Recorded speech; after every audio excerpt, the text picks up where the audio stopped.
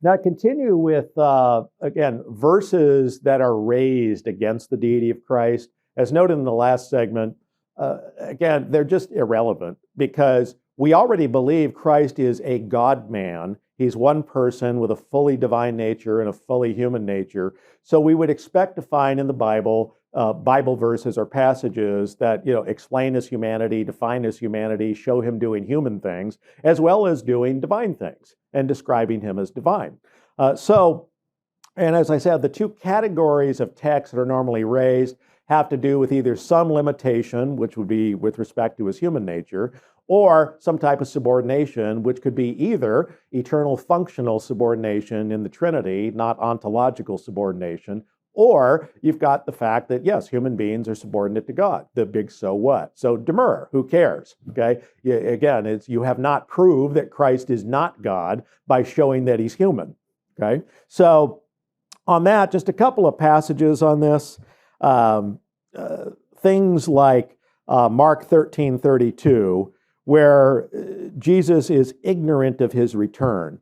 Now, that's always raised where, he doesn't know the time of his return. And it's the big idea is like, yeah, so what? According to his human nature, his human soul, his human intellect, which is always growing, which we see in Luke 2:40, Luke 2:52, which we'll talk about a little bit in the humanity of Christ in the next module. But it says he grew in wisdom. Yes. Human beings are limited. We grow in knowledge and wisdom and everything else. It's an increasing database that we have that's stored in our soul as memory and things about which we can deliberate and so on and so forth. So on that, that's just more of a question. Yes, as a human being, he's going to have a limited human mind with limited human knowledge. And the divine omniscience, again, I want to make a case on this and the hypostatic union where he's got omniscience and he has limited knowledge. There's going to be functionally at some point where the human mind can only think one thought at a time and only have human memory, and yet you can argue that there is a divine subconsciousness that is always below and ready to inform the limited human intelligence, memory, or mind of Christ. So it's kind of like having one processor with two hard drives, okay? Single sense of self-awareness, but then according to his human knowledge and mind and sense of rationality, that's limited. But then he has another hard drive that has unlimited knowledge. Which one are you going to access? Which one informs the other? See, again, it's not internally contradictory to affirm that. So again, that's the big so what, and it becomes a functional issue.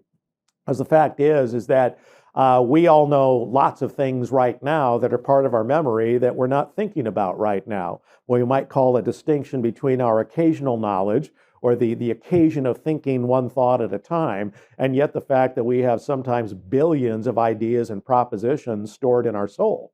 Fact is, we've got all of that below our level of active consciousness, yet we're thinking one thought at a time. So again, well, how can we not know everything simultaneously as a human being? Don't we know more things? Yes, but we distinguish types of knowledge. And in this case, we're going to talk about memory, dispositional knowledge, subconsciousness, which I'll talk about more when we get to the concept of the hypostatic union and divine subconsciousness. So on that, again, yeah, Jesus is fully human. We expect him to have limited knowledge. We expect him to have to eat, sleep, do all those other things. So on that, it's the big so what.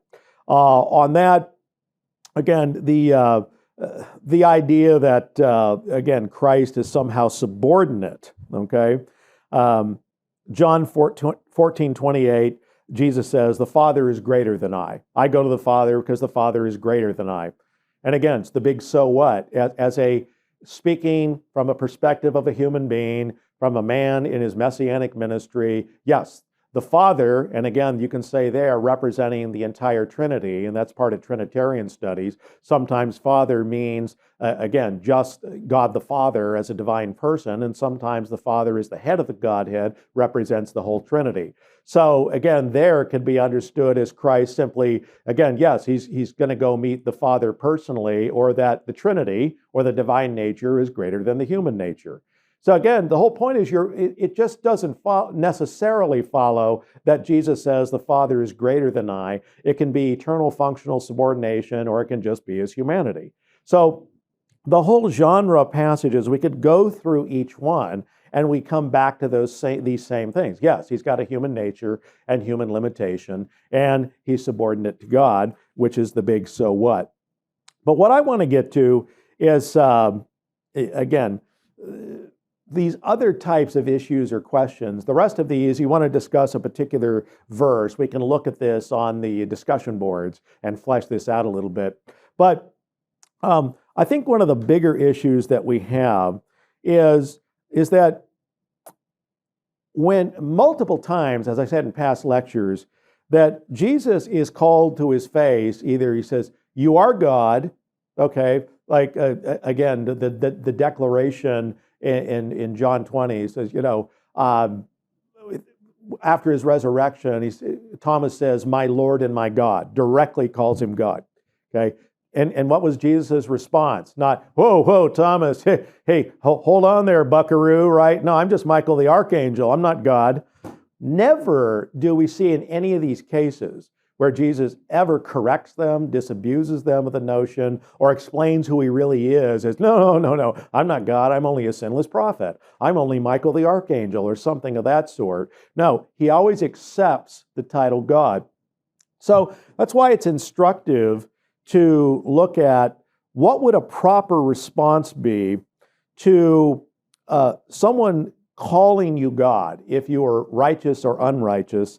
And that's where it's helpful to, sort of look at some examples of this in Scripture. So if we look at the book of Acts, we have a couple of instances that really contrast how the righteous and the unrighteous approach this issue.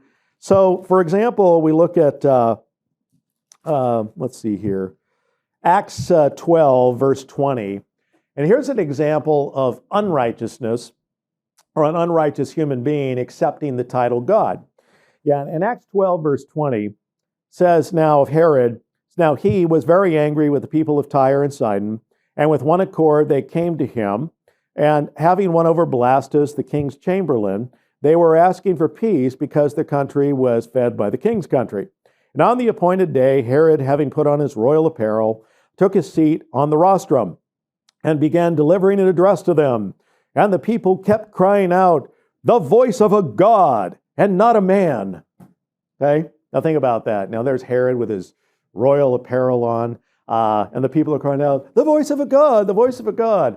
And Herod, instead of going, "Oh, no, not me," he's like, thank you very much. Okay, no, okay, come on, yeah. The voice of a God, not a man. He accepts the title God. Very interestingly, what happens next? Verse 23, and immediately an angel of the Lord struck him because he did not give God the glory, and he was eaten by worms and died. Okay? Yeah, so if anyone ever calls you God, immediately reject that, okay? Because here, not really. You've ever really thought when you read a verse like this in the Bible, what would it feel like to be slowly eaten by worms and die? That's it. Just not very pleasant, okay? But the interesting part here is that the angel is the one who is the cause of it, which gets into, again, one of my angelology, demonology class, we cover a lot of the causal powers of angels and demons. But here, this sickness is attributed to the causal powers of an angel who caused the disease somehow. How, we don't know, we could speculate. So there's what happens. Unrighteous person accepts the title God. And now you move just a couple of chapters further in the book of Acts. And now we look at Paul and Barnabas.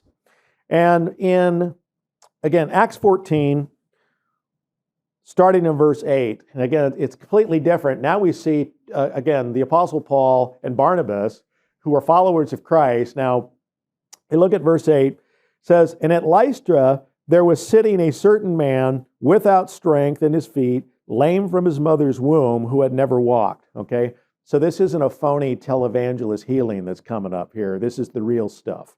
So this man was listening to Paul as he spoke, who, when he had fixed his gaze upon him, had seen that he had the faith to be made well, said with a loud voice, stand up right on your feet. And he leapt up and began to walk. And when the multitude saw that what Paul had done, they raised their voice, saying in the Lycaonian language, "The gods have become like men and have come down to us." And they began calling Barnabas Zeus and Paul Hermes, because he was their chief speaker. And the priest of Zeus, whose temple was just outside the city, brought oxen and garlands to the gate and wanted to offer sacrifice with the crowds. But when the apostles Barnabas and Paul heard of it, they tore their robes, rushed out into the crowd, crying and saying, "Men, why are you doing these things? We are also men of the same nature of you, and preach the gospel to you, in order that you should turn away from these vain things and turn to the living God, who made the heaven and the earth and the sea and all that is in it." See, that's the proper response if you're one of the righteous and a follower of the true and the living God, if someone's identifying you as God. So again, you think about this. Jesus never did anything like this when people called him God. So what does that mean? Jesus left people in confusion, but Paul and Barnabas were better than Jesus and made things clear? Okay, absolutely not. In fact, what's interesting is not just human beings who are followers of the true and the living God, but angels as well, okay, know they're not God, and they know they're certainly not going to be recognized as God in any way, shape, or form. So again, go to we looked at Revelation, the Alpha Omega proof in a previous lecture. Let's go right back to that in Revelation chapter 22, because now we see an angel who's confronted with this. And we see now in Revelation 22, verse 8, it says, "I, John, am the one who heard and saw these things. And when I heard and saw, I fell down to worship at the feet of the angel who showed me these things. And he said to me, 'Do not do that. I am a fellow servant of yours and of the brethren, the prophets, and those who heed the words of this book. Worship God.'" Okay. Now again, if Jesus is Michael the archangel, wow, wouldn't he say the same kind of thing? Wouldn't he say the same kind of thing that Barnabas and Saul said? So again, to close this segment here, remember, people reject the deity of Christ because they just have this preconceived notion. And I'm talking about the anti-Trinitarians, not atheists and liberals and rationalists. Muslims, Jehovah's Witnesses, other anti-Trinitarians, anti-deity of Christ people. It's because in their own minds, they can't figure out how three persons can be the one God. But we've made, frankly, just an overwhelming positive case for the deity of Christ. All the objections are just irrelevant. So what does it mean? You should believe that Jesus Christ is the second person of the Trinity incarnate. Next, we're going to look at the humanity of Christ, which is also going to be necessary for Christ to save us. See you next time.